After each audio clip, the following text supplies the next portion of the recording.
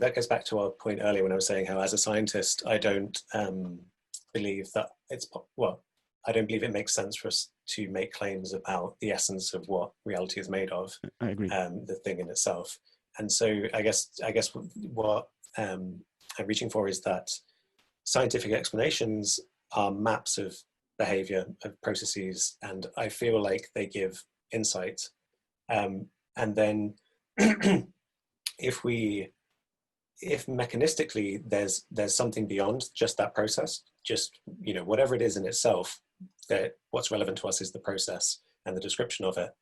If there's something like, you know, if the living system beyond its behavior, beyond being a process, is mental states, is feelings and all these other experiences, that to me is the thing where I'm like, there's something new has been added here, deeper than just sticking with the descriptions. Oh yeah. And then there's the feeling of, now do we have to explain, if we want to explain why life arose, do we now face this psychological explanation of like, how do we understand association? Because that's where that happened, and then the process of what that we call life and abiogenesis happened. Every advancement in understanding opens up new, broader boundaries of mystery. I would say this is no different. It does open this extra dimension that you're talking about. And I think this is enriching. It is not an extra problem. It's an extra mystery, and it's an exhilarating mystery.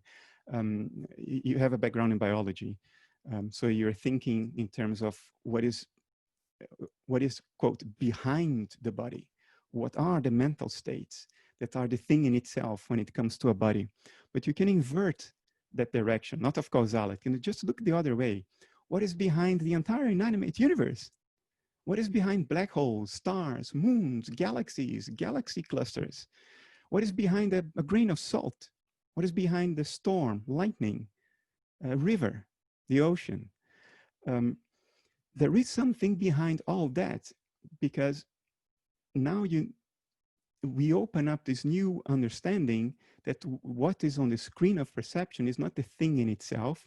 The same applies for materialism, but for the materialist, what is behind it is fundamentally inaccessible. So there isn't even a mystery. I mean, you're defeated before you even begin the fight. It's over. You cannot conceive of it. We can only write equations about it.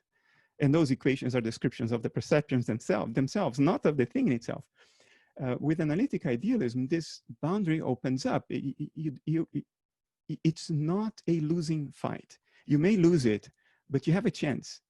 And the world's traditions are rich in guesses, hypotheses, and intuitions about what is behind everything. And for me, this is you know, I spend most of my time arguing in a very hard-nosed way for idealism, because that's where the culture is. But where I am personally, because what I'm putting across, I live according to what I'm saying. I was going to say, I really believe it, but no, that doesn't do justice to it. It's a very calm state. It's not a agitated belief, like I need to convince you so I feel better about my own belief, I feel reassured. No, that's not it.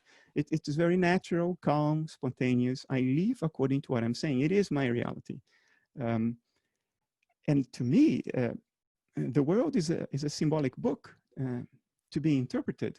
So everything I see on the news, I like to walk in the mountains a lot. When I'm in the mountains, down in Austria, Switzerland, Northern Italy, France, Germany, you have this higher view on the world, and you see with a lot more depth. You know, your perceptions gain a whole extra dimension. And in my mind, intuitively, not even metacognitively sometimes, I have that constant little process of questioning. Wow, what is it? What is this thing seeing from a first-person perspective? What is the thing in itself that looks so amazing, so overwhelming, so much bigger than I am? I think if everybody would live like this, I mean, I'm not putting myself on a higher level. I mean, God knows I'm neurotic like hell. I suffer a lot. But at least this I have. The world to me is not flat and meaningless. It is deep and meaningful. Even if I don't understand the meaning, I know it's there. And failing to understand it, for me, is not depressive. On the contrary, you know, to be aware of your own smallness is exhilarating in a way.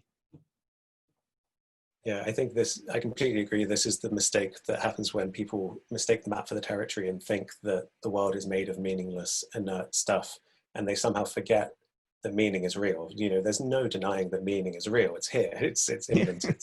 And then we can describe laws and how the world unfolds, and then yeah, we somehow get confused and think that somehow means that the meaning was never real, but the map never, you know, dismisses the territory. And I think you were talking about this kind of state of contentment and peace with this. And I think that's kind of when all of us, when we try to understand the world around us, I think unconsciously that's what we're going for. We want to feel some sense of groundedness and security. And I think that's partly why I've focused on this one point that kind of unsettles my worldview of this kind of, if there's this mystery, you know, you mentioned it kind of introduced this mystery of the gap between mind and kind of the behavior of the world.